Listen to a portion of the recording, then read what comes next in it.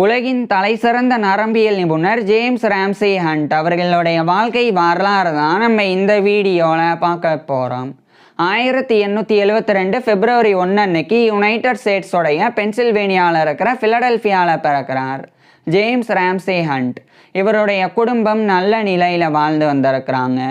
James Ramsay hunt சிறு வயதிலிருந்து இயற்கை மற்றும் அறிவியல் சார்ந்த விஷயங்கள் தெரிஞ்சுக்கிறதுல ஆர்வம் காட்ட தொடங்கியிருந்தாங்க. இந்த நிலையில் 1877 ஆண்டு ஜேம்ஸ் ராம்சே ஹண்ட்டுக்கு 5 வயசு இருக்கும்போது இவருடைய அப்பா இவரை படிக்க வைக்கிறதுக்காக ஃபிலடெல்ஃபியாவுடைய வின்வுட்டில் இருக்கிற ஃப்ரெண்ட்ஸ் சென்ட்ரல் ஸ்கூலில் இவரை சேர்த்துடுறாங்க. இந்த ஃப்ரெண்ட்ஸ் சென்ட்ரல் ஸ்கூல் அப்படின்றது ஒரு குவேக்கர் ஸ்கூலாக இருக்குது. அதாவது குவேக்கர்ஸ் அப்படின்னா கிறிஸ்டியானிட்டியை ஃபாலோ பண்ணக்கூடியவங்க கிறிஸ்டியன்ஸ், அது மாதிரி குவேக்கரிசத்தை ஃபாலோ பண்ணக்கூடியவங்க குவேக்கர்ஸ். அந்த மாதிரி குவேக்கர்ஸுக்காக உருவாக்கப்பட்டது தான் இந்த ஃப்ரெண்ட்ஸ் சென்ட்ரல் ஸ்கூல் அப்படின்றது. இந்த ஃப்ரெண்ட்ஸ் சென்ட்ரல் ஸ்கூலில் பிரைமரி எஜுகேஷனில் ஆரம்பித்து ஹையர் எஜுகேஷன் வரைக்கும் படிக்கிறதுக்கு உண்டான ஃபெசிலிட்டிஸ் இருக்குது. ஸோ அங்கு சேர்ந்து 1877 ஆண்டிலிருந்து ஜேம்ஸ் ராம்சே ஹண்ட் இவருடைய ஆரம்ப கல்வியை படிக்க ஆரம்பிச்சிருந்தாங்க. ஆரம்ப கல்வியின் போதிலிருந்து நேச்சுரல் ஹிஸ்ட்ரி, நேச்சுரல் சயின்சஸ் போன்ற பாடங்களை ஜேம்ஸ் ராம்சே ஹண்ட் படித்து வந்தாங்க. அதாவது நேச்சுரல் ஹிஸ்ட்ரி, இயற்கை வரலாறு அப்படின்றது பிளான்ஸ் அண்ட் அனிமல்ஸ், தாவரங்கள் மற்றும் விலங்குகள் குறித்து படிக்கிறது தான் நேச்சுரல் ஹிஸ்ட்ரி. சிம்பிளாக சொல்லப்போனால் பாட்டனி தாவரவியல், ஜுவாலஜி விலங்கியல், இந்த 2 பாடங்கள் உள்ளடங்கியது தான் நேச்சுரல் ஹிஸ்ட்ரி. அதே சமயம் நேச்சுரல் சயின்சஸ், இயற்கை அறிவியல் அப்படின்றது ஃபிசிக்கல் வேர்ல்டு சம்மந்தமாக படிக்கிறது. குறிப்பாக ஃபிசிக்ஸ், இயற்பியல், கெமிஸ்ட்ரி, வேதியியல், அஸ்ட்ரானமி வானியல், ஜியாலஜி புவியியல், பயாலஜி உயிரியல் அப்படின்னு இது போன்ற பாடங்கள் உள்ளடங்கியது நேச்சுரல் சயின்சஸ். ஸோ சிறு வயதிலிருந்தே ஜேம்ஸ் ராம்சே ஹண்ட் இயற்கை மற்றும் அறிவியல் சார்ந்த விஷயங்கள் தெரிஞ்சுக்கிறதுல ஆர்வம் இருந்து வந்தனால ஆரம்ப கல்வியின் போதிலிருந்தே நேச்சுரல் ஹிஸ்டரி, நேச்சுரல் சயின்சஸ் போன்ற பாடங்களை ஜேம்ஸ் ராம்சே ஹண்ட் படித்து வந்தாங்க. பிறகு 1882 ஆண்டு இவருடைய 10 வயதில் ஜேம்ஸ் ராம்சே ஹண்ட் இவருடைய ஆரம்ப கல்வியை முடிச்சிடுறாங்க. பிறகு அந்த ஃப்ரெண்ட்ஸ் சென்ட்ரல் ஸ்கூலில் ஹையர் எஜுகேஷனும் படிக்கிறதுக்கு உண்டான ஃபெசிலிட்டி இருக்கிறனால ஜேம்ஸ் ராம்சே ஹண்ட் தொடர்ந்து அங்கே இவருடைய ஹையர் எஜுகேஷன் உயர்கல்வியையும் படிக்க ஆரம்பிச்சிருந்தாங்க. உயர்கல்வியின் போது ஜேம்ஸ் ராம்சே ஹண்ட் கிரீக் லாங்குவேஜையும் லட்டின் லாங்குவேஜையும் கற்றுக்கிட்டு வந்தாங்க. இதுக்கப்புறமா ஜேம்ஸ் ராம்சே ஹண்ட்டுக்கு மெடிசனில் ஆர்வம் ஏற்படுது. இதனால் ஜேம்ஸ் ராம்சே ஹண்ட் மருத்துவம் படித்து மருத்துவர் ஆகணும் அப்படின்னு இவருடைய உயர்கல்வியின் போது டிசைட் பண்ணிடுறாங்க. இதுக்கப்புறம் 1889 ஆண்டு இவருடைய 17 வயதில் ஜேம்ஸ் ராம்சே ஹண்ட் இவருடைய ஹையர் எஜுகேஷனை அந்த ஃப்ரெண்ட்ஸ் சென்ட்ரல் ஸ்கூலில் இருந்து முடிச்சிடுறாங்க. இதுக்கப்புறமா அதே ஃபிலடெல்ஃபியாவில் இருக்கக்கூடிய university of Pennsylvania school of medicine, அங்கே இவருடைய அப்பா இவரை மருத்துவம் படிக்க வைக்கிறதுக்காக சேர்த்துடுறாங்க. இந்த university of Pennsylvania school of medicine அப்படின்றது யூனிவர்சிட்டி ஆஃப் பென்சில்வேனியாவுடைய மெடிக்கல் ஸ்கூல். அது இன்றைய காலகட்டத்தில் பெரல்மன் ஸ்கூல் ஆஃப் மெடிசன் அப்படின்னு அழைக்கப்படுது. ஸோ அங்கே ஜேம்ஸ் ராம்சே ஹண்ட் 1889 ஆண்டு ஜாயின் பண்ணி இவருடைய மருத்துவ கல்வியை படிக்க ஆரம்பிச்சிருந்தாங்க. குறிப்பாக James Ramsay Hunt MD degree, doctor of medicine அப்படின்ற எம்டி டிகிரியை படிக்க ஆரம்பிச்சிருந்தாங்க.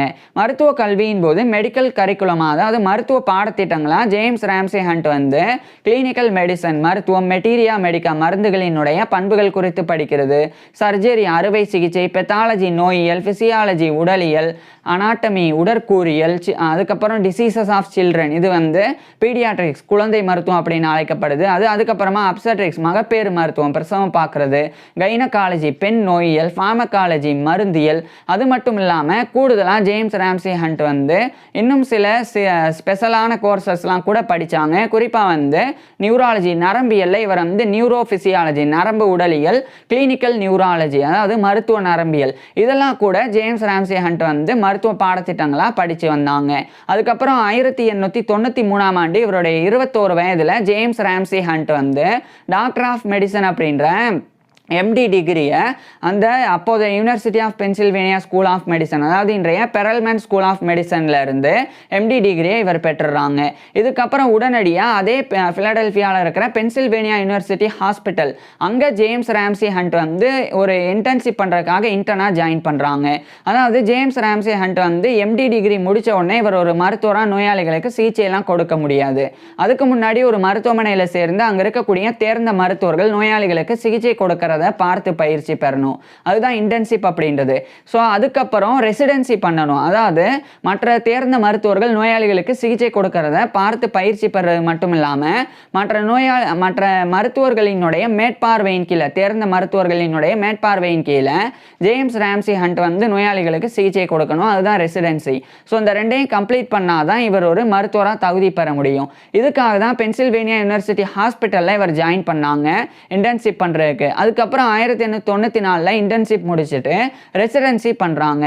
பிறகு 1895ஆம் ஆண்டு இவருடைய 23 வயதில் ஜேம்ஸ் ராம்சி ஹண்ட் வந்து இவருடைய இன்டர்ன்ஷிப் ரெசிடென்சி ரெண்டையுமே பென்சில்வேனியா யூனிவர்சிட்டி ஹாஸ்பிட்டல்ல இருந்து இவர் கம்ப்ளீட் பண்ணிடுறாங்க. இதுக்கப்புறமா உடனடியாக அதே ஃபிலடெல்ஃபியாவில் இருக்கிற ஃபிலடெல்ஃபியா ஹாஸ்பிட்டலில் இவர் ஒரு அசிஸ்டன்ட் ஃபிசிஷியன் உதவி மருத்துவராக ஜேம்ஸ் ராம்சி ஹண்ட் வந்து பணிபுரிய ஆரம்பிக்கிறாங்க. இந்த நிலையில தான் ஒரு வெல்த்தியான ஒரு நபர், ஒரு பணக்கார ஒரு நபர், அவர் வந்து நோய்வாய்ப்பட்ட ஒரு நோயாளியாக இருந்தாங்க. அவர் வந்து ஜப்பான், சைனா, இந்தியா போன்ற நாடுகளுக்கு பயணம் பண்ண வேண்டி இருந்தது. ஸோ கூடவே மருத்துவர் ஒருத்தர் தேவைப்பட்டாங்க. அதுக்கு 1896ஆம் ஆண்டு ஜேம்ஸ் ராம்சி ஹண்டை தான் அந்த பணக்கார நோயாளி வந்து அழைச்சிட்டு போனாங்க. இதன் மூலமாக ஜேம்ஸ் ராம்சி ஹண்ட் வந்து இங்கிலாந்தில் அந்த ஒட்டுமொத்தமாக அந்த யுனைடெட் ஸ்டேட்ஸில் இருந்து இவர் வந்து ஜப்பான், சைனா, இந்தியா போன்ற நாடுகளுக்கு ஓராண்டு வரைக்கும் பயணம் பண்ணாங்க. அதுக்கப்புறம் இவர் வந்து 1896ஆம் ஆண்டோட இறுதி காலகட்டத்தில் திரும்பவும் யுனைடெட் ஸ்டேட்ஸோடைய பென்சில்வேனியாவில் இருக்கிற ஃபிலடெல்ஃபியாக்கே ஜேம்ஸ் ராம்சி ஹண்ட் வந்து போயிடுறாங்க. அதுக்கப்புறம் அங்கிருந்து ஜேம்ஸ் ராம்சி ஹண்ட் வந்து நியூராலஜியில் பயிற்சி பெற்று ஒரு நியூராலஜிஸ்ட், ஒரு நரம்பியல் நிபுணர் ஆகணும் அப்படின்னு இவர் முடிவு செய்கிறாங்க. இதனால் 1897ஆம் ஆண்டு ஜேம்ஸ் ராம்சி ஹண்ட் வந்து ஈரோப்புக்கு போய் படிக்கணும் அப்படின்னு அமெரிக்காவிலேருந்து ஈரோப் போயிடுறாங்க. குறிப்பாக ஃபஸ்ட்டு இவர் வந்து ஃப்ரான்ஸில் இருக்கிற பாரிஸ் போகிறாங்க. அங்கே போய் ஜேம்ஸ் ராம்சி ஹண்ட் வந்து 1897ஆம் ஆண்டு நியூராலஜியில் இவருடைய மெடிக்கல் ஸ்டடீஸை மேற்கொள்கிறாங்க. அதுக்கப்புறமா ஃப்ரான்ஸில் இருக்கிற பாரிஸில் இருந்து ஆஸ்திரியாவில் இருக்கிற வியன்னாக்கு இவர் போகிறாங்க. அங்கேயும் போய் ஜேம்ஸ் ராம்சி ஹண்ட் வந்து இதே மாதிரி மருத்துவத்தில் பயிற்சி பெற்றாங்க. அதுக்கப்புறமா ஆஸ்திரியாவில் இருக்கிற வியன்னால இருந்து ஜெர்மனியில் இருக்கிற பெர்லினுக்கும் போனாங்க. இப்படி பிரான்ஸ், ஆஸ்திரியா, ஜெர்மனி போன்ற நாடுகளுக்கு ஜேம்ஸ் ராம்சி ஹண்ட் வந்து போய் அங்கே நியூராலஜியில் ஒரு ஸ்பெஷலிஸ்டாக வந்து இவர் ஆகிறதுக்கு உண்டான அந்த பயிற்சிகள் எல்லாம் பெற்றுட்டாங்க. அதுக்கப்புறம் 1900ஆம் ஆண்டு இவரோட 28 வயதில் ஜேம்ஸ் ராம்சி ஹண்ட் வந்து யூரோப்பில் இருந்து மறுபடியும் அமெரிக்கா திரும்பிடுறாங்க. குறிப்பாக யுனைடெட் ஸ்டேட்ஸோடைய பென்சில்வேனியாவில் இருக்கிற ஃபிலடெல்ஃபியாக்கே இவர் வந்து ஃபஸ்ட்டு போகிறாங்க. அங்கே போனதுக்கப்புறம் தான் யுனைடெட் ஸ்டேட்ஸோடைய நியூயார்க்கில் இருக்கிற இத்திகா, அங்கே இருக்கக்கூடிய கார்னெல் யூனிவர்சிட்டி மெடிக்கல் ஸ்கூல், அங்கே இவருக்கு வந்து ஒரு கிளினிக்கல் அசிஸ்டன்ட், மருத்துவ உதவியாளர் அப்படின்ற பதவி 1900ஆம் ஆண்டு கிடைக்குது. இதனால யுனைடெட் ஸ்டேட்ஸோடைய பென்சில்வேனியாவில் இருக்கிற ஃபிலடெல்ஃபியாவில் இருந்து அதே யுனைடெட் ஸ்டேட்ஸோடைய நியூயார்க்கில் இருக்கிற இத்திகாக்கு ஜேம்ஸ் ராம்சி ஹண்ட் வந்து போய் கார்னெல் யூனிவர்சிட்டி மெடிக்கல் ஸ்கூலோடைய ஒரு கிளினிக்கல் அசிஸ்டண்ட்டாக ஜாயின் பண்ணுறாங்க. அதுக்கப்புறமா அந்த கார்னெல் யூனிவர்சிட்டி மெடிக்கல் ஸ்கூலோடைய ஒரு இன்ஸ்ட்ரக்டர் இன் நியூராலஜியை அவர் நியமிக்கப்படுறாங்க. அதாவது நரம்பியலில் ஒரு கற்பிப்பாளராக ஜேம்ஸ் ராம்சி ஹண்ட் வந்து நியமிக்கப்படுறாங்க. ஸோ ஜேம்ஸ் ராம்சி ஹண்ட் வந்து ஒரு இன்ஸ்ட்ரக்டர் இன் நியூராலஜியாகவும் கார்னெல் யூனிவர்சிட்டி மெடிக்கல் ஸ்கூலில் பணிபுரிய தொடங்குறாங்க. இதுக்கப்புறம் ஜேம்ஸ் ராம்சி ஹண்ட்டுக்கு நிறைய கௌரவங்கள் வந்து கிடைக்க தொடங்கி இருந்தது. அதில் குறிப்பாக வந்து அமெரிக்கன் சைக்கியாட்ரிக் அசோசியேஷன் அதனுடைய ஒரு மெம்பராக இவர் வந்து தேர்ந்தெடுக்கப்பட்டாங்க. அதுக்கப்புறமா association for the studies of internal secretion அதனுடைய ஒரு மெம்பராகவும் இவர் வந்து ஜேம்ஸ் ராம்சி ஹண்ட் வந்து நியமிக்கப்பட்டாங்க. இதுக்கப்புறமா ஜேம்ஸ் ராம்சி ஹண்ட் வந்து நியூரலாஜிக்கல் டிசார்டர்ஸ் குறித்து ரிசர்ச் பண்ண ஆரம்பிக்கிறாங்க. அதாவது ஒவ்வொரு சிண்ட்ரோம், ஒவ்வொரு கண்டிஷன், மென்டல் கண்டிஷன் குறித்துலாம் இவர் வந்து ரிசர்ச்சும் பண்ண ஆரம்பிக்கிறாங்க. இந்த காலகட்டத்திலலாம் ஜேம்ஸ் ராம்சி ஹண்ட்டுக்கு நிறைய பொறுப்புகளும் வந்து கிடைச்சிது. குறிப்பாக வந்து நியூயார்க்லேயே இருக்கக்கூடிய சில மருத்துவமனைகளில் இவருக்கு வந்து வேலை கிடைக்குது. குறிப்பாக பேபிஸ் ஹாஸ்பிட்டல், அங்கே இவர் ஒரு கன்சல்டன்ட் ஃபிசிஷியனாக நியமிக்கப்படுறாங்க. அது மட்டும் இல்லாமல் அந்த நியூயார்க்லேயே இருக்கக்கூடிய லெச்வர்த் வில்லேஜ் ஃபார் மென்டல் டிஃபெக்டிவ்னஸ் அந்த ஒரு மருத்துவமனை, அங்கேயுமே வந்து ஜேம்ஸ் ராம்சி ஹண்ட் வந்து ஒரு மருத்துவராக வந்து கன்சல்டன்ட் ஃபிசிஷியன், ஒரு ஆலோசனை மருத்துவராக நியமிக்கப்படுறாங்க. இதுக்கப்புறமா ஜேம்ஸ் ராம்சி ஹண்ட் வந்து ஒரு முக்கியமான ஒரு கண்டிஷன் வந்து விளக்குறாங்க. அதாவது முகத்தில் இருக்கக்கூடிய ஒரு முக்கியமான இந்த ஜெனிக்யூலேட் கேங்க்லியா அப்படின்னு சொல்லி ஒரு நரம்பு, இதை வந்து முகத்தில் ஒரு பக்கம் இருக்கக்கூடிய நரம்பு. ஸோ அந்த ஜெனிகுலேட் கேங்க்லியா அதில் ஏற்படக்கூடிய பாதிப்புனால சில பிரச்சனைகள் ஏற்படுது அப்படின்றத ஜேம்ஸ் ராம்சே ஹண்ட் வந்து உணர்ந்தாங்க. அதை இவர் கண்டறியவும் செஞ்சாங்க. அதில் இவர் குறிப்பிட்டிருந்தது என்னன்னா, ஒரு மென்டல் கண்டிஷன் இருக்கு. இந்த மாதிரி இந்த ஒரு ஜெனிகுலேட் கேங்க்லியா அப்படின்ற இந்த ஒரு முகத்தில் இருக்கக்கூடிய நரம்பு பாதிக்கப்பட்டா காது கேட்கறது, அந்த கேட்கும் திறன் குறையும். அதே மாதிரி அந்த ரிங் சவுண்ட், அந்த கொயின்னு காதில் கேட்குறது, ஸோ அது அடிக்கடி வந்து கேட்கும். அதே மாதிரி காது வந்து வலிக்கும். அதுக்கப்புறம் வந்து முகத்தில் ஒரு பகுதி வந்து செயலிழந்து போயிடும், பேரலைஸ்ட் ஆயிரும், பேரலிசிஸ் வந்து வந்துடும். அது மட்டும் இல்லாமல் வெர்டிகோ அப்படின்ற தலை சுற்றல் வந்து ஏற்படும். குறிப்பாக வந்து நின்று தான் இருப்பாங்க, ஆனால் தலை சுற்றுற மாதிரி அவங்களுக்கு வந்து ஃபீலிங் இருக்கும், இன்பேலன்ஸாக இருக்கும். ஸோ அந்த மாதிரி பிரச்சனைகளை தான் ஜேம்ஸ் ராம்சே ஹண்ட் வந்து கண்டறிஞ்சாங்க. அதை கண்டறிஞ்சு 1907 ஜேம்ஸ் ராம்சே ஹண்ட் வந்து herpetic அப்படின்னு சொல்லி herpetic inflammations of the geniculate ganglia, a new syndrome and its complications அப்படின்ற டைட்டிலில் 1907 இந்த ஒரு ரிசர்ச் ஒர்க்கை ஜேம்ஸ் ராம்சே ஹண்ட் வந்து வெளியிட்டாங்க. அதுக்கப்புறமா அல்னர் நர்வில் ஏற்படக்கூடிய பாதிப்பு குறித்து இவர் வந்து ரிசர்ச் பண்ணாங்க. அதனால் ஏற்படக்கூடிய பிரச்சனைகள். ஃபர்ஸ்ட் இவர் வந்து முகத்தில் இருக்கக்கூடிய ஒரு நரம்பு அது பாதிக்கப்படுறதுனால என்னெல்லாம் பிரச்சனை ஏற்படும் அப்படின்னு இவர் விளக்கினாங்க. இப்போ வந்து ஜேம்ஸ் ராம்சே ஹண்ட் வந்து அல்னர் நர்வ் அப்படின்னா அப்படி கையில் போயிருக்கக்கூடிய நரம்பு ஒன்று. ஸோ அதில் பாதிப்பு ஏற்பட்டால் என்னெல்லாம் பிரச்சனை ஏற்படும் அப்படின்றத ஜேம்ஸ் ராம்சே ஹண்ட் வந்து டிஸ்கிரைப் பண்ணுறாங்க. அது 1908 occupational neurosis of the deep palmar branch of the ulnar nerve அப்படின்ற டைட்டிலில் இவர் வந்து அந்த ஒரு ஒர்க்கு 1908 ஜேம்ஸ் ராம்சே ஹண்ட் வந்து வெளியிடுறாங்க.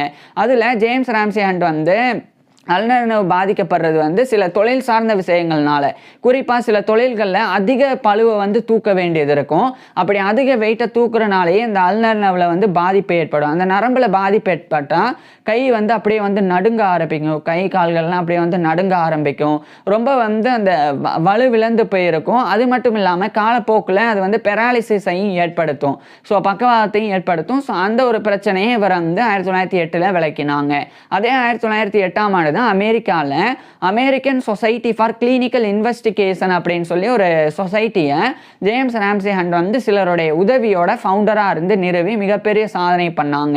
அதுக்கப்புறம் 1908 இவருடைய 36 வயதில் ஜேம்ஸ் ராம்சே ஹண்ட் வந்து சிகாகோ சேர்ந்த யுனைடெட் ஸ்டேட்ஸுடைய இல்லினாய்ஸில் இருக்கிற சிகாகோ, அதை சேர்ந்த ஒரு சிகாகோயனான ஆலிஸ் செயின்ட் ஜான் நோலன் அப்படின்ற ஒரு பெண்ணை 1908 இவருடைய 36 வயதில் ஜேம்ஸ் ராம்சே ஹண்ட் வந்து திருமணம் பண்ணிக்கிறாங்க. திருமணத்துக்கு அப்புறமா ஜேம்ஸ் ராம்சே ஹண்ட்டுக்கும் இவருடைய மனைவியான Alice Saint John Nolan Hunt இவங்க 2 பேருக்குமே ஒரு ஆண் குழந்தை ஒரு பெண் குழந்தை அப்படின்னு மொத்தமாக 2 குழந்தைகள் பிறந்தது. 2 குழந்தைகளுக்கும் இவங்களுடைய பேரே வச்சாங்க. ஆண் குழந்தைக்கு வந்து ஜேம்ஸ் ராம்சே ஹண்ட் ஜூனியர் அப்படின்னு, பெண் குழந்தைக்கு வந்து ஆலிஸ் செயின்ட் ஜான் ஹண்ட் அப்படின்னு சொல்லி. ஸோ அதுமாதிரி ஆண் குழந்தை பெண் குழந்தை அப்படின்னு மொத்தமாக 2 குழந்தைகள் பிறந்தது. இது வந்து ஜேம்ஸ் ராம்சே ஹண்டோடைய பர்சனல் லைஃப், தனிப்பட்ட வாழ்க்கையாக இருந்தது.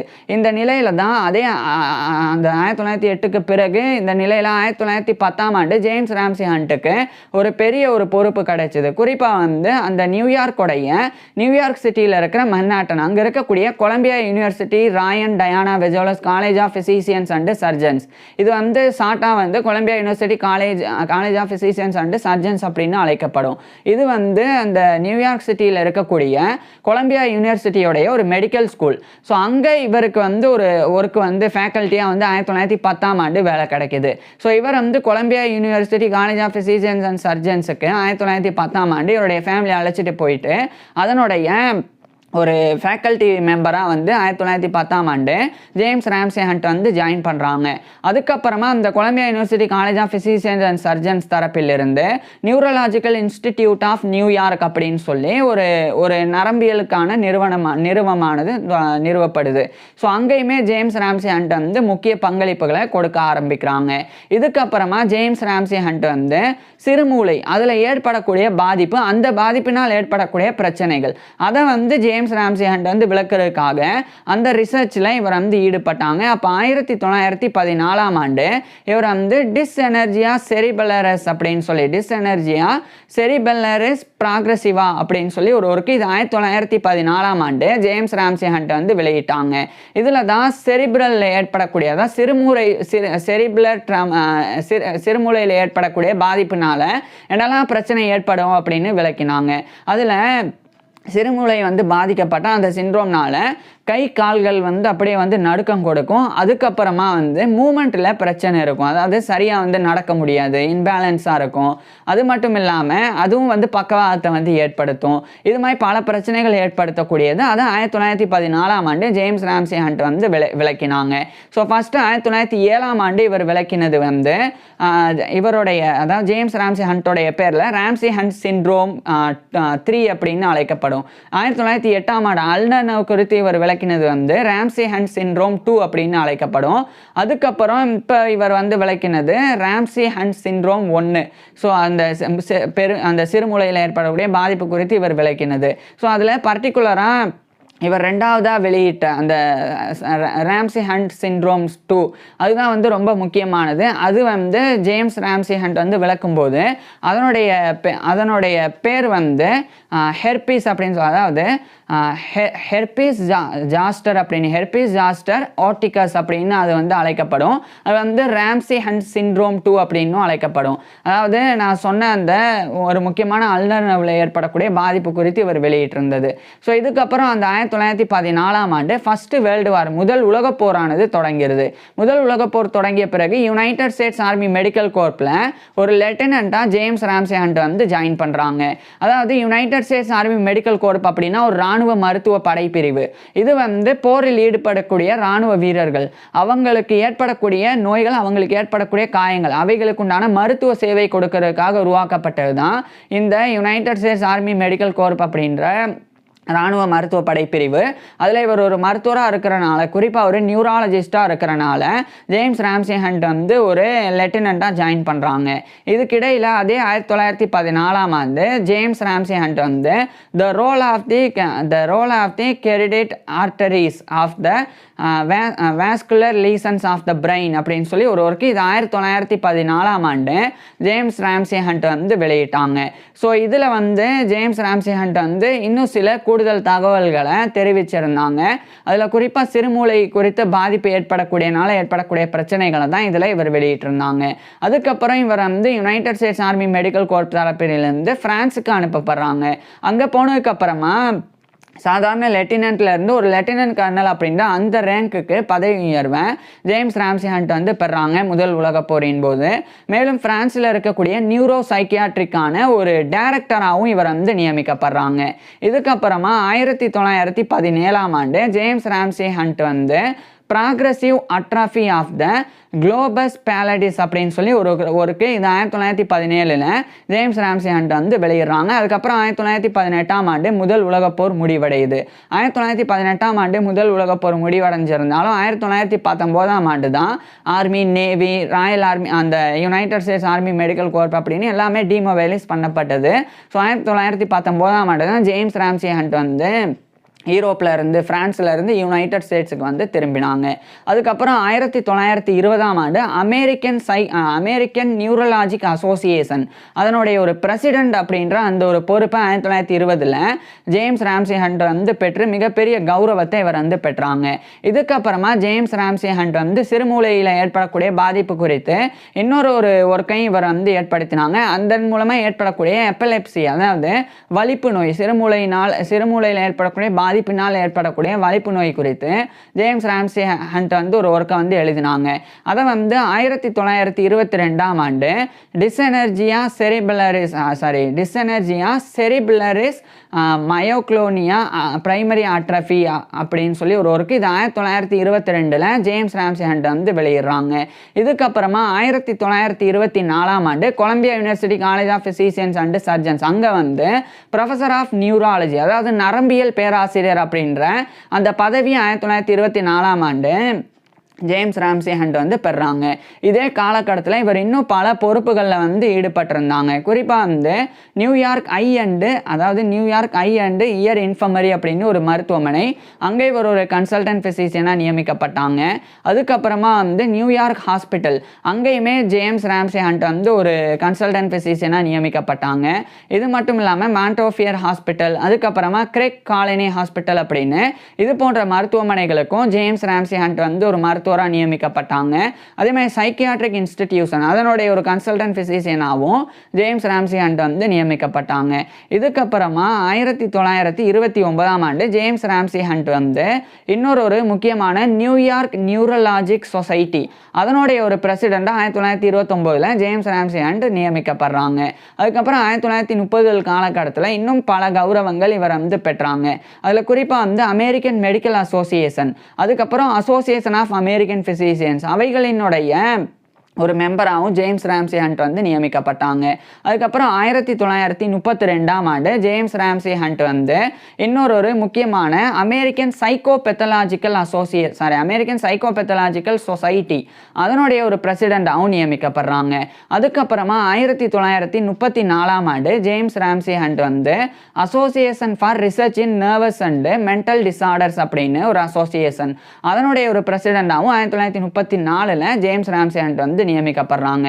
இப்படி பல பொறுப்புகளையும் பல கௌரவ பொறுப்புகளையும் ஜேம்ஸ் ராம்சே ஹண்ட் வந்து தொடர்ந்து ஒர்க் பண்ணி வந்தாங்க. நிறைய ரிசர்ச் இவர் வந்து நியூரலாஜிக்கல் கண்டிஷன்ஸ் குறித்து வந்து நிறைய ரிசர்ச் பேப்பர்ஸையும் எழுதி வெளியிட்டாங்க. இந்த நிலையில தான் துரதிர்ஷ்டவசமாக நோய்வாய்ப்பட்டு 1937ஆம் ஆண்டு ஜூலை 22 அன்னைக்கு இவருடைய 65 வயதில் ஜேம்ஸ் ராம்சே ஹண்ட் வந்து இறந்து போயிடுறாங்க. ஸோ 1937 ஜூலை 22 அன்னைக்கு இவருடைய 65 வயதில் ஜேம்ஸ் ராம்சே ஹண்ட் வந்து இறந்து போயிடுறாங்க. இவர் இறந்து போனதுக்கு அப்புறமா இவரை கௌரவப்படுத்துறதுக்காக இவர் விளக்கின அந்த 3 கண்டிஷன்ஸ், ஒன்று வந்து சிறுமூளையில் ஏற்படக்கூடிய பாதிப்பு, அந்த சிறுமூளையில் இருக்கக்கூடிய நரம்பு பாதிப்புனால ஏற்படக்கூடிய உடல் பாதிப்புகள், அதை இவர் விளக்கினது, அந்த ஒரு கண்டிஷன் இவர் விளக்கினால அதுக்கு வந்து ராம்சே ஹண்ட் சிண்ட்ரோம் 1 அப்படின்னு பெயரிடப்பட்டது. அதுக்கப்புறமா இவர் விளக்கினது வந்து இந்த முகம் சம்மந்தப்பட்டது. ஸோ அந்த முகம் சம்மந்தப்பட்ட அந்த ஃபேசியல் இருக்கக்கூடிய நர்வான அந்த ஜெனிகுலேட் கேங்க்லியா, அதில் ஏற்படக்கூடிய பாதிப்பினால் ஏற்படக்கூடிய பிரச்சனை, அதை இவர் விளக்கினது வந்து ராம்சே ஹண்ட் சிண்ட்ரோம் 2 அப்படின்னும், அதே மாதிரி அது வந்து ஹெர்பிஸ் ஜாஸ்டர் ஆர்டிகஸ் அப்படின்னும் அது வந்து அழைக்கப்படுது. ஸோ இவரை கௌரவப்படுத்துறதுக்காக இவருடைய பேர் அதுக்கும் வந்து சூட்டப்பட்டது. அதுக்கப்புறம் இந்த கை நரம்பில் ஏற்படக்கூடிய பாதிப்பு, அதன் மூலமாக ஏற்படக்கூடிய பிரச்சனைகள் குறித்து இவர் விளக்கினது, அந்த ஒரு சிண்ட்ரோம் வந்து ராம்சே ஹண்ட் சிண்ட்ரோம் 3 அப்படின்னு பெயரிடப்பட்டது. ஸோ அந்த மாதிரி 3 தனித்தனியான நரம்பியல் கோளாறுகளை ஜேம்ஸ் ராம்சே ஹண்ட் வந்து விளக்கியிருந்தாங்க. அதில் ரொம்ப முக்கியமான ஒரு விஷயம் என்னன்னா, இந்த 3மே வந்து நரம்பு சேதத்தினால் ஏற்படக்கூடிய பாதிப்புகள் தான், நியூரலாஜிக்கல் கண்டிஷன்ஸ் தான். ஆனால் இந்த ஒவ்வொரு பாதிப்புகளும் நம்மளுடைய உடல் பகுதியில் ஒவ்வொரு இடத்துல வந்து பாதிப்புகளை வந்து ஏற்படுத்தும். ஸோ அதை முழுமையாக விளக்கி அதை தனித்தனியாக பிரித்தனால அதுக்குண்டான சிகிச்சை முறைகள் இன்றைக்கி வந்து மேம்படுத்துறதுக்கு உண்டான ஆராய்ச்சி வந்து நடந்துட்டு இருக்குது. ஸோ அந்த மாதிரி பாதிக்கப்பட்ட நரம்பு பாதிப்புக்கு என்ன பண்ணணும் அப்படின்னு, ஸோ அதுக்கெல்லாம் வந்து இந்த மாதிரி நோய்கள் இருக்குது அப்படின்றத டிஸ்கிரைப் பண்ணி அதை செப்பரேட் பண்ணாதான் இன்றைய காலகட்டத்தில் அதனுடைய மருந்துகள் அல்லது அதை எப்படி வந்து மேனேஜ் பண்ணுறதுக்கு உண்டான சில முறைகளை வந்து உருவாக்க முடியும், சிகிச்சை முறைகளை. ஸோ அதுக்கு அடித்தளமிட்டவர் வந்து ஜேம்ஸ் ராம்சே ஹண்ட் தான். ஸோ இப்பேற்பட்ட ஜேம்ஸ் ராம்சே ஹண்ட் பற்றி நீங்கள் என்ன நினைக்கிறீங்க அப்படின்றத கீழே கமெண்ட்ஸில் சொல்லுங்கள். உங்களுக்கு எந்த மாதிரியான டாபிக்ஸில் எந்த மாதிரியான வீடியோஸ் வேணும் அப்படின்றதையும் கீழே கமெண்ட்ஸில் சொல்லுங்கள். தேங்க்யூ.